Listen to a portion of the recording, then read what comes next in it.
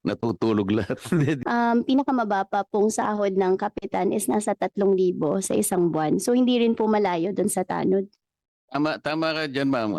Outlier kasi yon. Kasi ang ginawa ko noon, talagang sasakit ang loob mo. Merong 39,000 pesos, 3,000, kaya kinuha ko na lamang yung range eh. Kaya meron talagang mag-a-average ng 5,000, pero ang nakita kong pinakaano na, nasa 8,000 talaga nationwide. Katapat ng tinatanggap ng kasambahay. Wala ho tayong mahabang pag-uusapan ngayon mga ka-reaction update page. Panoorin ho natin kung paano kasi gisahin ni Senator Marcoleta itong mga ito. Kasi alam naman ho natin mga ka-update na iba-iba yung sahod. Pero ang pinagtataka lang ho din dito ni Senator Marcoleta, bakit merong kapitan na sumasahod ng 3,000, may kapitan na sumasahod ng 5,000, may sumasahod din po na kapitan mga ka-update na 30,000. Hindi lang yan mga ka-update. Around 38 to 39,000 pa ang sinasahod. Kaya nagtataka na ho itong si Senator Marcoleta. Kaya pag meron ho kayong kakilalang kapitan dyan sa barangay nyo, mga ka-update, na may magagaran sasakyan, ibig sabihin ho niyan, meron na ho ginagawang katarantaduhan pag nanakaw yan. Kasi ayan na nga ho mga ka-update, oh. Minimum ng kapitan, alam naman ho natin, mababa lang ho yung sahod ng kapitan. Pero iba-iba ho yung mga nakikita sa chart. Iba-iba ho yung sahod ng mga kapitan, bawat distrito. Kaya nagtataka na rin ho ito si Senator Marcoleta at si Senator Jinggoy na sino-sino pa yung mga nag-aambon sa mga kapitan na umaabot ng 30 milyon sinasahod kada buwan. Kaya mga ka-update, kung bago lang ho kayo sa ating channel, isang like, isang share, isang subscribe lamang ho, malaking tulong na ho. React na ho tayo, mag-react, magkomento ho tayo sa magiging pahayag ni Senator Kong Dante Marcoleta patungkol sa mga nangungurakot pa rin dyan sa gobyerno na hindi naman natin ho napapansin. Akala ho natin normal lang na maliliit yung sahod. Yun pala, may ginagawa ho pa lang kabal-balan. Kaya mga ka-update, react na ho tayo. As of November 30, 2022, the total premium receivables from DBN amounted to 1,221,000, including interest of about 800 plus million.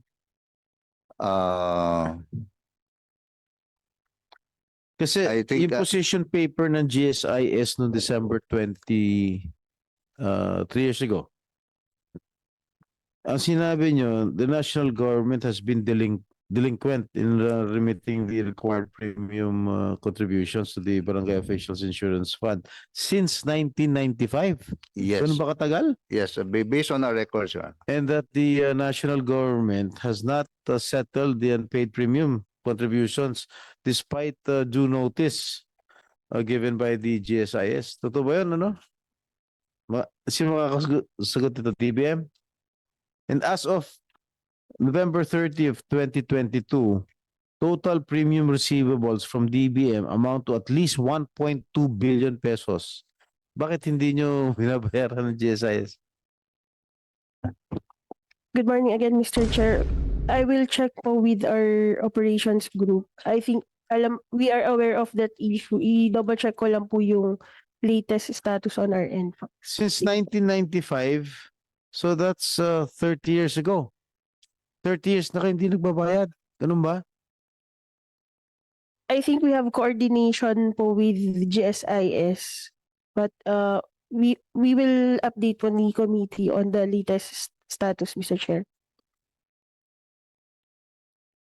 And the GSIS suspended payment of claims for benefits in November 2001 due to the fact that the Barangay Officials Insurance Fund no longer has the funds to pay out the claims and benefits to the concerned barangay officials. Tama ba? Is my information correct? GSIS, is my information correct? Mr. Chair, we'll discuss this with BDM because to be fair, I think most of us here are still, I'm still a first year law student during 1995. So it might have, yun, baka talagang 1995 hindi na tumitigil ang pagbayad nito, even the funding from GAA. But I'm not sure if Congress has appropriated a separate funding na hindi dumadaan sa GSIS. That I think DBM can enlighten on us. Because in several hearings before sa House of Representatives, Parang they mention about, I think Congress has also appropriated certain amount, not to the BOF, but directly yata to barangay. I don't know, DILG. Ano. Bakit hindi ini-earmark para sa BOIF yan? Kung talagang meron talagang pondo. Imagine 30 years since 1995, mayor pa ako noon. Pinababayaan natin yung mga barangay officials, hindi natin nabibigyan ng sapat na pondo. Insurance coverage, wala. Samantalang nasa batas to. Were you remiss in your duty? DBM? Bakit hindi nyo binabayaran? Mr. Chair, siguro isa-isahin na natin. Total, naungkat na rin yan. Ito po bang Christmas bonus in the form of cash gift at the rate authorized by law, which covers punong barangay, sangguniang barangay members, barangay treasurer, and barangay secretary, natutupad po ba ito? Kasi nasa website po ng DBM ito, na-research lang namin. Meron din palang insurance coverage kahit papano ang barangay. Ito pong Republic Act 6942, punong barangay, sangguniang barangay members, barangay treasurer, barangay secretary, barangay tanods not exceeding 20 in each barangay. Dapat po meron silang insurance coverage in the form of death and burial benefits, total and permanent incapacity or disability, 5,000 to 12,000 pesos. Injuries resulting from accidents, 500 to 10,000 pesos. Lahat po ba ito ay natutugunan, Mr. Chair? Maybe the DILG can answer that question. Meron pa po, medical care consisting of pre-hospitalization in government hospitals for the punong barangay, sangguniang barangay members, barangay treasurer, and barangay secretary. And in extreme emergency, the same officials may be confined in private hospitals with expenses chargeable against barangay funds at not more than 5,000 pesos per official.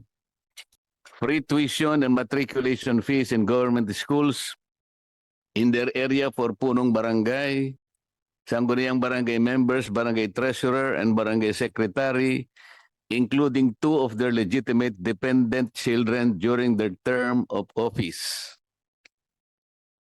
Conferment of civil service eligibility based on the number of years of service in barangay for punong barangay, sangguniang barangay members, barangay treasurer, and barangay secretary who have completed their term of office, and preference in appointment to any government position to which they are qualified for the punong barangay and sangguniang barangay members after their term of office. Ito po bang binanggit namin ay natutugunan o natutupad para sa kapakanan po ng mga nasabing mga opisyalis ng barangay? Walang kumikibo, Mr. Chair, mukhang natutulog lahat. DILG siguro pwede siguro. Thank you very much, Mr. Chair, Your Honors. The DILG is monitoring the provision of these benefits to our barangay officials and employees. Ano na pong na-monitor nyo, sir? We will submit po the detail of the provision as to the number of Hindi po, kamukha ng Christmas bonus, natutupad po ba ito? Lahat nabigyan? yes, Your Honor, but Nandito po ang presidente ng mga barangay kapitan sa buong Pilipinas. yes, Your Honor. However, the limitation, the 55% limitation for personal services applies as a budgetary requirement. So barangays would provide such benefits in different levels, Your Honor. I'm sorry, Mr. Chair, kanina tinanong po ninyo yung mga barangay kung alam nila yung insurance. Hindi po nila alam eh. Kaya po, kasama pala rito eh, Republic Act 6942, Madam DBM. Sir. Yes, ma'am. Hi, Sen. Sen, yung RA 6942 po, naibibigay naman po sa mga barangay officials na mga namamatay. Meron po siyang 20,000 pesos para sa kapitan, sa beneficiary ng kapitan na namatay, and 2,000 pesos na burial assistance. Ang kaso lang po, when we had a meeting with GSIS, hindi po GSIS ang pinanggagalingan po nito. DILG actually is the one that's providing for this sa mga barangay officials po natin. Kapag sila po ay namatay during in their duty, madodoble po ito sana. So yung mga barangay officials, nilalakad po ito sa DILG at natatanggap po nila itong 20,000, 2,000. But our only concern about RA 6942 is that this law was passed in 1990. So yung 20 mil po noon, iba na po yung peso value noon sa 20 mil ngayon, at yung 2,000 burial assistance nung 1990, iba na rin po ngayon. Yung kabaong hindi po, sa 2,000 hindi ka po makakabili ng kabaong. So alam naman po natin with the situation of the barangay officials na napakaliit po ng honorarium, malamang sa malamang wala rin po yung mga naiipon.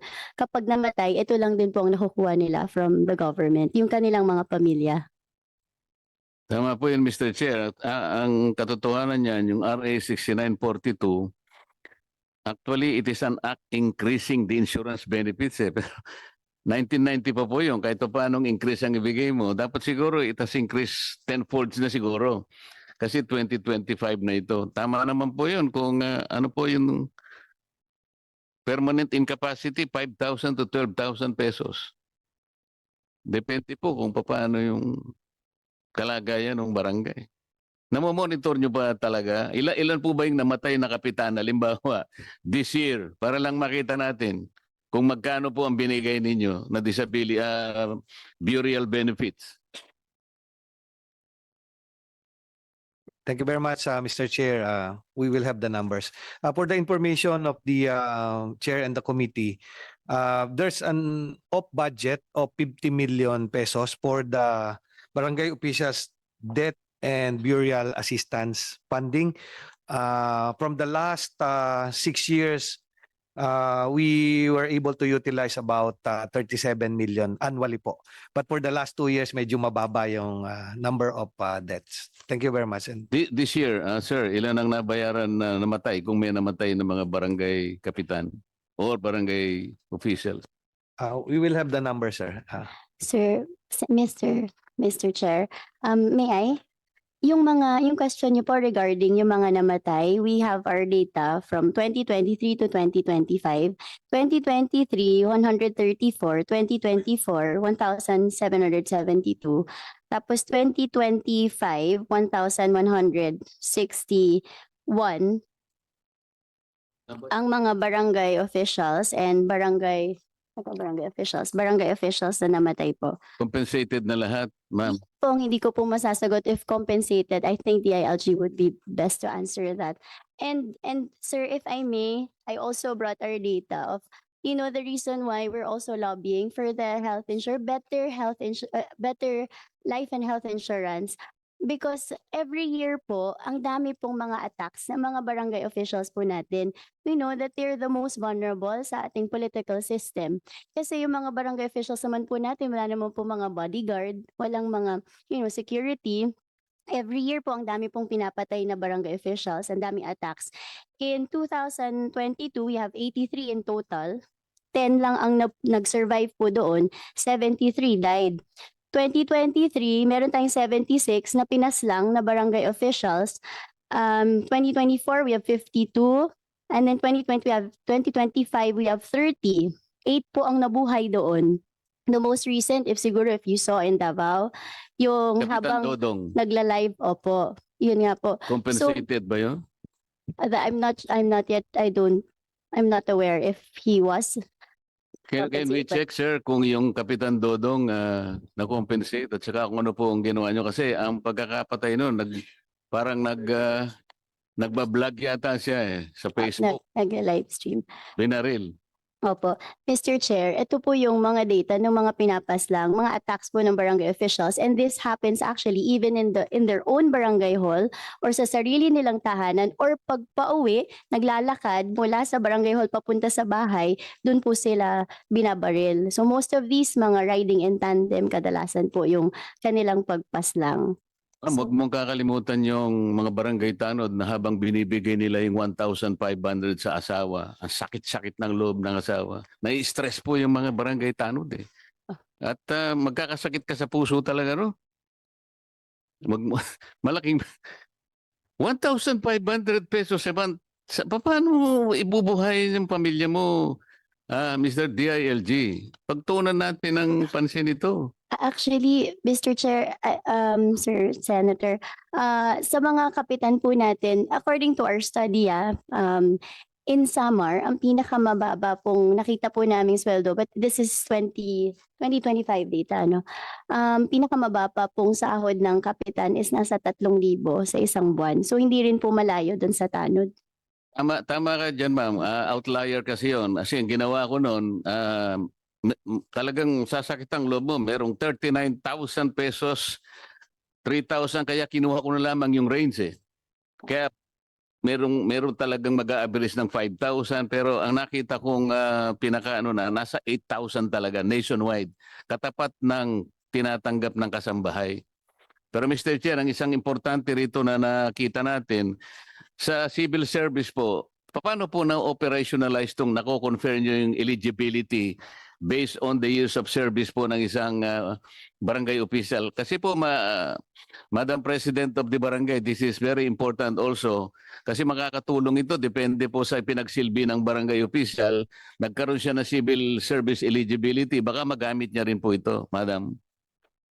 Yes, Chair, regarding po the civil service eligibility, as early as 2012, the CSC promulgated CSC Resolution 12 00865 and circularized through CSC MC number 13 series of 2012, where the CSC grants barangay official eligibilities based on strictly on completion of term of office to elective barangay officials such as the punong barangay, the regular sangguniang barangay members, and sangguniang kabataan chairman, as well as the appointee barangay officials, the barangay treasurers, and barangay secretaries who are all appointed by the duly elected punong barangay.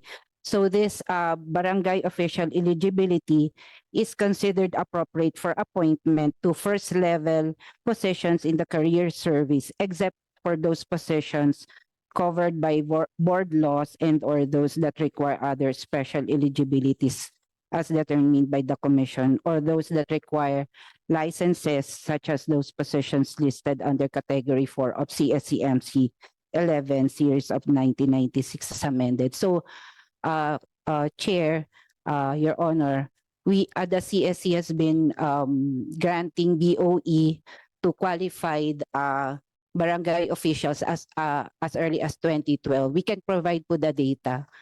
So Mr. Chair, ilan na po yung nabigyan ng eligibility since the issuance of that civil service order? Unfortunately po, wala po akong dalang data. We can provide po the committee on the data po. Thank you, thank you. Director Villaseñor, matagal ka na dyan sa posisyon mo sa National Barangay Operations Office? Mr. Chair, I started in 2019 po. 2019. Yes, sir. So hindi mo na-monitor, pinag-uusapan natin kanina na 30 years na hindi nagbabayad ang national government sa BOIF? Mr. Chair, Your Honor, sir, we started providing for barangay officials death benefit assistance in 2002 when the GSIS stopped covering the insurance of barangay officials. Since 2002 po, we have the statistics here, the number of barangay officials disaggregated to punong barangay, treasurer, etc. Until to date po, we have covered about 1,692 for the current year death benefits. And 3 years ago, we started to automate our system to improve our turnaround time. So there's no need to send the documents already to central office for processing, but at the municipal level, they will just scan it by our LGOOs, the DILG local government officials, and submit it dun po sa automated system so that we can hasten the provision of the death and burial benefits to our barangay officials. You Your started Honor. doing that only when GSI stopped doing it. 2000, there was an executive order, number 115, Your Honors. That's the basis for the provision of the barangay officials death benefit assistance. We Yes, started in 2002. time when the GSIS stopped providing this benefit. So kayo nang gumawa. Tama ba yun? Yes po, but yes po, we started in 2002. So The program. does that exonerate the GSIS from that responsibility? Kasi mukhang sila yata ay nagbabayad bago kayo, di ba? Yes po, because O opo, nag-usap based ba on kayo? the- Paano nangyari? Ba't kami nang nagbabayad ngayon? Kayo, hindi na kayo nagbabayad. The budget coverage for the benefit, Your Honor, is included annually in the General Appropriations Act. And the current amount is 50 million per year to cover for that. Okay. We submit this to the DBM, Your Honor, so that they can release the funding. Thank you very much, sir.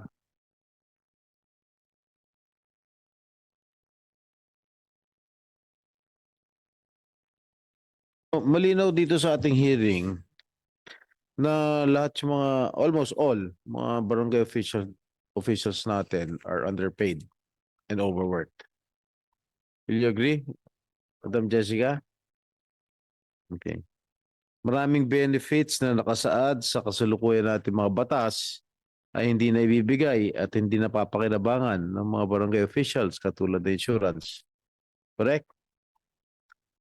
Medyo tulungan yan naman itong ating committee upang mabigyan natin ng sapat na benepisyo at pagkakilala at bigyan naman natin ng dignidad itong ating mga barangay officials. Dahil ito yung mga nasa front line eh. Alam ko yun, siyempre, si Senator Marcoleta wala kang experience sa local government pero alam niya. Ako pa kaya na may experience. Ang dami mong experience kasi, Mr. Chair. Alam mo, Mr. Chair, overwork, underpaid. But, alam mo, ano ito eh, parang ano pa ito eh. Kung pag-uusapan kasi natin, sabi nga, 24/7 eh. Ang kanilang gawain eh. Pagkatapos, ang sinasahod nila ay kakarampot lang. Paano natin po ano yun, magiging reasonable? Kasi, Mr. Chair, alam mo naman ito, sa private companies, kapag po kayo ay nakapagtrabaho na ng 6 months, mandatory na po kayong nare-regular na po, di ba? Ang mga barangay officials po, 24/7. Nakatapos na po ng ilang termino. Hindi ko nga malaman, Mr. Chair, kahit nakakarampot ang kanilang sweldo, pinipilit pa nilang, gusto pa nga nila kung ako lang ang tatanungin nyo, siguro for life na kayo mga kapitan. Kaya lang, ang daming problema, for life din ba yung problema nyo? Bakit po hindi kayo regular samantalang sa private sector, 6 months lang, regularization na po ang kondisyon ng inyong employment? Bakit po yung barangay, 24/7, 3 termino na po siya, bakit hindi siya ma-regular? Kasi kung regular po kayo, kahit na minimum wage lang siguro, ilalaban na natin, Mr. Chair. Kano ba yung average na minimum wage ngayon, Mr. DILG? Dito sa Metro Manila, I think it's around 700 plus, no? Mga 800 plus na yan. So nationwide, Mr. DILG, ano yung average na minimum wage?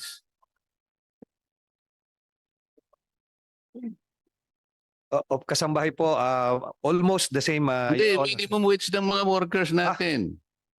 In the private sector. Minimum wage. About 600 per day, Your Honor. 600 per day. Multiply mo sa 30 days. or 22, sir, excluding yung number of about 13,000 to 14,000. So at least sa monthly. 13,000, maligaya lahat ang barangay, hindi 5,000, hindi 3,000 pesos. Doon natin gustong ilagay sana ang kalagayan ng mga barangay officials natin para maging may konting naman disente naman ang kanilang pamumuhay.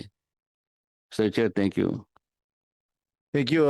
Yes, Madam Jessica. Mr. Chair, regarding dun sa tinanong nyo kanina, ano ba yung estado ng mga barangay officials? Actually, parang displaced nga po yung mga barangay officials because they're not regular government employees kasi wala naman po silang salary kasi honorarium ang natatanggap nila and yet they work far more than the regular hours of government employees. Tapos, hindi natin alam kung government employees nga ba sila or volunteer.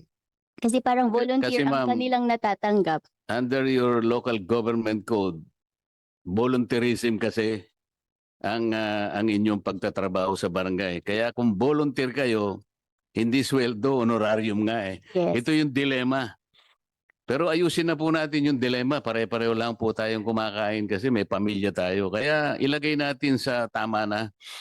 May pagka-voluntaryo pero hindi ibig sabihin ay kinakailangang maging malayo naman ang tinatanggap sa karaniwang manggagawa. Yun lang po ang principle behind that. Thank you, Mr. Chair. Thank you, Senator Marcoleta. Considering the intricacies of these measures and the number of issues raised during the deliberation, the committee secretary is hereby instructed to organize and convene a TWG, a technical working group, to further discuss the bills in detail. And the committee secretariat will coordinate with your respective offices and technical staff as to the schedule of the TWG meetings. Okay, lahat ng mga bills na diniscuss natin ngayon ay Magna Carta for Barangays, sponsored by Senators Zubiri, Go, Ejercito, Rafi Tulfo, and this representation. Yung Senate Bill number 151, sponsored by Senator Erwin Tulfo, yung punong barangay will be at salary grade 10. Senate Bill number 1115, sponsored by Senator Gatchalian, authored by Senator Gatchalian, Magna Carta for Barangay Official. In Senate Bill number 272, authored by Senator Aquino, Barangay Workers Act. Senate Bill number 275, authored by Senator Chis Codero, the amendment of the Local Government Code. And Senate Bill number 100, authored by Senator Mark Villar, punong barangay will receive no less than 3,000 pesos. And Senator Marcoleta's bill, Senate Bill number 65. Lahat ito ay bigyan nyo kaagad ng inyong position paper. Kasi I plan to, kung ako pa rin ang magiging chair ng Committee on Local Government by next year, gusto ko na ipasa yung Magna Carta for barangay officials para mabigyan naman natin ng konting dignidad yung ating mga barangay officials. Alright? Meron pa ba ibang question?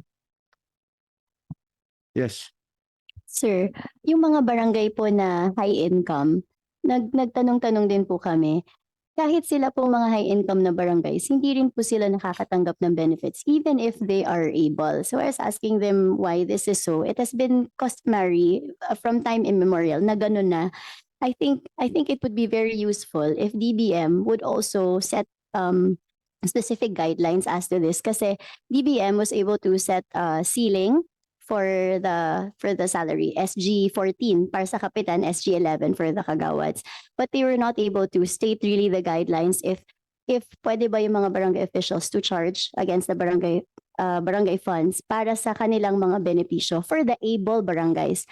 Because we're talking about 42,011 barangays, but not all of them naman belong to the very poor category. So if the-tier po natin yan, ang mga barangays na nasa 50 million and above, nasa mga I think 0.5% yata, no? 0.5%.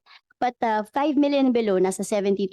So, ibig sabihin, at least meron pong nabawasan sa problema po natin na hindi natin kailangan lahat ng 42,011 ay tutulungan kasi there are some barangays that are able. So if DBM can set clear guidelines na pwede na mag-charge sa barangay funds for the benefits of the barangay officials and workers, then that would be very, very useful. Because even in the barangays, the rich barangays in Quezon City, when I asked them, yung mga kapitan, kahit sila, wala pong SSS, PhilHealth, Pag-ibig. Yeah. So, yun ang The po. representative ng DBM, can you take notice of what Madam Jessica earlier mentioned? Yes, Mr. Chair, I think we are drafting po guidelines for barangays. Hindi Yes. ko lang po pwedeng may disclose at the moment since Mm. na-finalize pa po siya. So we will coordinate po with Miss Jessica po. Thank Thank you, you po. Madam. Madam Jessica, kasi meron mga barangays dito, lalo na sa Manila, sa City of Manila, na yung mga ibang barangay doon, dalawa lang kalsada. Are you aware of it? And we have, I think Manila has around 900, 800, no, 900, 996, 896. Di ba 900 yun? Ha? 900 plus yun nung panahon ng tatay ko. Alam ko, 900 plus. Officially. 897 Okay, po. 897. Yun ba nakakatanggap ng ano? Magkano yung kanilang honorarium? May barangay, may, Ano average income nila? Doon sa, 1 million to you know, alam nyo, DILG? Sa Manila. Curious lang ako. po dyan, parang nasa 2 million. Mga 2 million 2 po million? siguro.